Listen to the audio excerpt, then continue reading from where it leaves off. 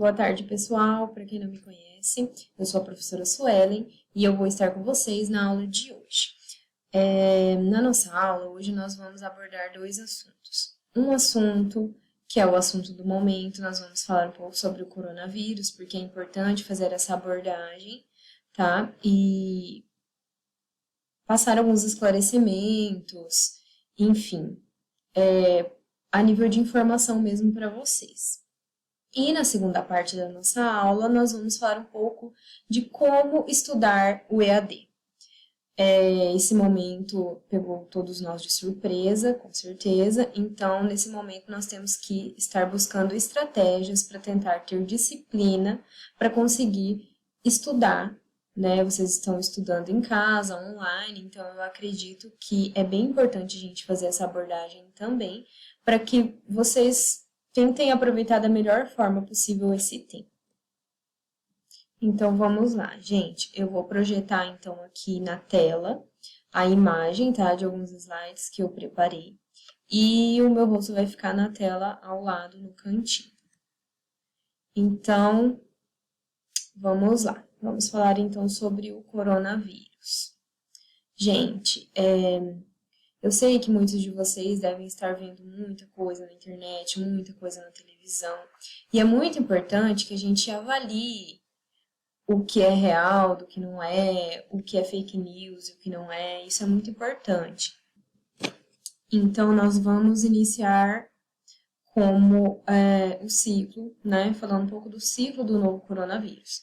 Como é feita a transmissão, né, desse vírus? O contágio pode ser por via animal ou entre humanos. O contágio via animal acontece no contato com carne de animais silvestres, tá? E o contágio entre humanos acontece pelo ar, ou seja, a pessoa contaminada com tosse ou espirrando, ela vai espalhar o vírus através das gotículas de saliva para as pessoas que estão próximas. Então, essa é a forma que nós estamos mais tentando prevenir, né? Porque, como esse contágio acontece pelo ar, é muito complicado, né, de se ter um controle. Então, vamos falar um pouco sobre os sintomas, né? Em casos menos graves, os sintomas são principalmente febre e dificuldade para respirar. Já em casos mais graves, os sintomas são síndrome respiratória aguda grave e insuficiência renal. Outros estudos recentes têm mostrado também que algumas pessoas estão apresentando outros tipos de sintomas, como dor de garganta, perda de olfato, perda de paladar, falta de apetite, náuseas, cólicas, diarreias e desconfortos abdominais. Então, é importante que a gente fique de olho nesses sintomas e, caso apresente qualquer um desses sintomas, procurar uma unidade básica de saúde, né? Quais são, então, as recomendações para a prevenção dessa contaminação? O que todo mundo já tem ouvido falar: lavar as mãos, cobrir a boca e o nariz ao espirrar, cozinhar bem alimentos como carne e ovos, tá? Como que nós podemos ajudar a evitar essa disseminação dessas doenças respiratórias, né? Principalmente lavar as mãos com sabonete líquido ou com álcool em gel, tá? Cobrir o rosto com um lenço ou com antebraço ao espirrar ou tossir. Depois eu vou passar para vocês mais para frente algumas orientações. Sempre buscar a orientação médica ao sinal de qualquer sintoma, tá? E não compartilhar copos, talheres, lanches, qualquer objeto de uso pessoal. E principalmente não frequentar escolas e lugares públicos com sintomas de gripe ou febre. Claro que agora nós estamos em isolamento, né? Foi decretado pelo prefeito da nossa cidade, né? Então, todo mundo tem que ficar em casa, gente. E é importante a gente ficar em casa neste momento. Outro problema, acabou o álcool em gel no mercado. Isso aí foi um assunto geral. Acabou o álcool em gel, teve gente que foi lá, comprou um monte de álcool sem necessidade, acabou deixando outras pessoas sem. Então, o que é importante? Acabou o álcool em gel, o que eu posso fazer? Primeiro, a gente tem que entender como o álcool atua, né, contra o vírus. O vírus, ele possui uma capa protetora que é feita de lipídios. O que são lipídios? São gorduras, tá? E o etanol, então, ele é capaz de dissolver essa capa de gordura, né? Ele vai quebrar essa capa de gordura que está ali protegendo os vírus. Então, os vírus vão acabar sendo eliminados, eles morrem, tá? E o que acontece? Outros produtos fazem o mesmo tipo de trabalho que o álcool faz, que são os surfactantes. São substâncias presentes no sabão, no detergente, sabonete líquido, sabão em barra e até nos shampoos. Então, é importante a gente entender que se você não tem álcool em gel, não tem problema. Se você tiver uma pia com sabão, água para lavar as mãos, está ótimo. É muito importante que a gente entenda, relacione como o sabão é eficiente para retirar gordura, né? A gente utiliza para lavar louça, para lavar as coisas, né? Até para tomar banho. Então, o que é importante? A gente entender se ele é eficiente para retirar a gordura, né? Ele vai ser eficiente também na eliminação do vírus. Pessoal, essa é uma explicação bem genérica, tá? Nada muito aprofundado, nem científico. Mas é basicamente assim que funciona. Além desses produtos para lavagem de mãos, existem os produtos utilizados para lavagem de superfícies, para higienização de superfícies, como mesas, bancadas, né, como os limpadores multiuso, desinfetantes, limpa-vidros, ou uma solução diluída de hipoclorito de sódio. Esses produtos todos fazem a eliminação do vírus também. Portanto, é importante que a gente frise aqui que esses produtos, né, de higiene de superfícies não são adequados para uso na pele. Né? Então, não vai chegar lá e lavar a mão com o limpador multiuso, com desinfetante ou com hipoclorito de sódio. Não é isso. Isso é para limpeza de superfícies, limpeza de bancadas, de mesas, de celulares e tudo mais. Portanto, gente, o que é importante? Deixe o álcool em gel para situações que você não tem uma torneira para lavar as mãos, né? Na rua, dentro do ônibus. Claro que só está saindo na rua, pegando o ônibus, as pessoas que realmente necessitam, que precisam trabalhar. Tem o pessoal que trabalha no mercado, tem o pessoal que trabalha nos postos de atendimento, da saúde. Tem gente que não parou de trabalhar. Então, se você conhece alguém, se seu pai, sua mãe, seu tio, seu primo tenha que trabalhar nessa época, é importante que você repasse essas informações também para eles. Por quê? Quanto mais gente estiver informada, muito menos gente pode se contaminar, né?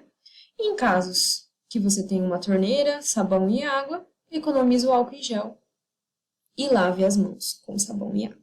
Tudo bem? Pessoal, é importante que a gente veja. Se uma pessoa tem um estoque de álcool em gel, como muita gente, né, apareceu muita notícia de gente que comprou um monte de álcool em gel e não deixou para o pessoal no mercado. Se uma pessoa tem um estoque, ela vai estar cercada de pessoas que não têm. Isso não a protege, certo? Se todo mundo tivesse pelo menos um pouco de álcool em gel, com certeza a chance de pessoas contaminadas seria muito menor. Então, é importante que a gente pense na maioria, tá? Se você não sabia disso antes, fez um estoque de álcool em gel em casa, tudo bem, né? Você já comprou. Mas faça um ato de gentileza, então, e doe um frasco para quem não conseguiu comprar a tempo, para quem não tenha. Isso é importante, porque quanto mais gente tiver acesso à informação e a medidas de prevenção, menos o vírus vai se disseminar pela nossa cidade, né? Então, é importante que a gente tenha consciência que as atitudes pelo bem coletivo podem salvar vidas. O pânico, não. E o que então você precisa fazer e saber para prevenir esse contágio? Lavar as mãos com água e sabão ou usar o álcool em gel. ok? Cobrir o nariz e a boca ao tossir ou espirrar. Evitar aglomerações, principalmente se você estiver doente. Manter os ambientes bem ventilados e não compartilhar objetos pessoais. Essas são as 5 principais coisas que a gente deve entender nesse primeiro momento. Bom, agora a gente vai falar um pouquinho sobre as máscaras, né? Assim como o álcool em gel, as máscaras foram um problema também, porque muita gente comprou caixas de máscaras sem necessidade, acabou deixando o pessoal que realmente precisa sem. Então, primeiramente, vamos ver como colocar a máscara da forma correta. Depois a gente vai ver quem deve ou não utilizar máscaras. Primeiro, então, é importante higienizar as mãos. Depois, cobrir o nariz e a boca, né, com a máscara, verificando se não há espaços entre a máscara e o rosto. Então, é importante que a máscara fique bem coladinha. E o que é muito importante também, não tocar a máscara durante o rosto, tá? Para evitar contaminação, para evitar transmissão.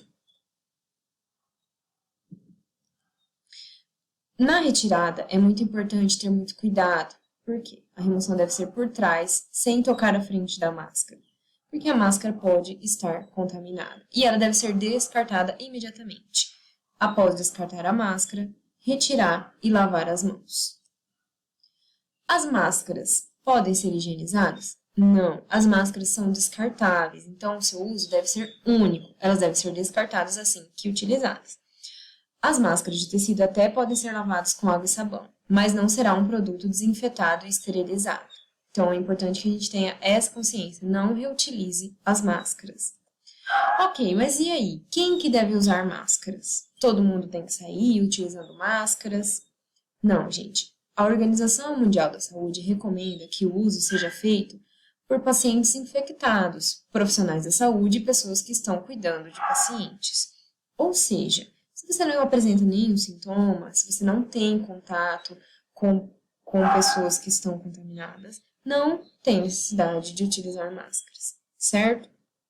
E outro ponto muito importante, já saiu muito vídeo por aí na internet de pessoas fazendo máscaras caseiras. Isso não pode ser feito. As máscaras que são comercializadas, elas seguem os padrões e efetividade, e os tecidos são efetivos para proteger contra a doença, né? Então, a Anvisa não recomenda o uso de máscara de tecidos, até então. Então, é importante que a gente tenha essa consciência também. Utilizar as máscaras descartáveis apenas uma vez e após utilizar, descartá-las. Gente, eu trouxe aqui também para vocês um gráfico muito importante que mostra os picos da epidemia. Então, a gente pode observar ali em vermelho, rosa, se não tiver medidas de controle, como o pico da epidemia aumenta, né? Nós temos um gráfico de número de casos pelo tempo desde o primeiro caso. Então, se houverem medidas de controle, né, como estamos tendo aqui em Maringá, uma medida de controle, que é ficar em casa, ficar na quarentena, o pico da epidemia diminui muito. Isso é muito importante, porque a capacidade do sistema de saúde não comporta a quantidade de pessoas que estarão contaminadas se não houver esse tipo de medida de controle. Então, é importante que a gente tenha consciência, tá? Não pense que, eu sou jovem, eu não estou no grupo de risco. Não pense só em você. Pense nos outros também. Isso é muito importante. Previna-se e cuide dos outros. Pode ser seu avô, sua avó, seu tio, sua tia, seu vizinho, não importa. Não importa se são pessoas idosas, se são crianças, pessoas que têm doenças respiratórias e até vocês mesmos. Nós não sabemos a dimensão que essa doença pode causar. Então, é muito importante a gente ter a consciência, fique em casa, tome as medidas preventivas da melhor forma possível, que logo, logo, nós estaremos juntos de novo, tendo aula lá no LIS. Tudo bem? Pessoal, o primeiro vídeo é esse. Vamos para o segundo, que a gente vai falar um pouquinho mais sobre o coronavírus.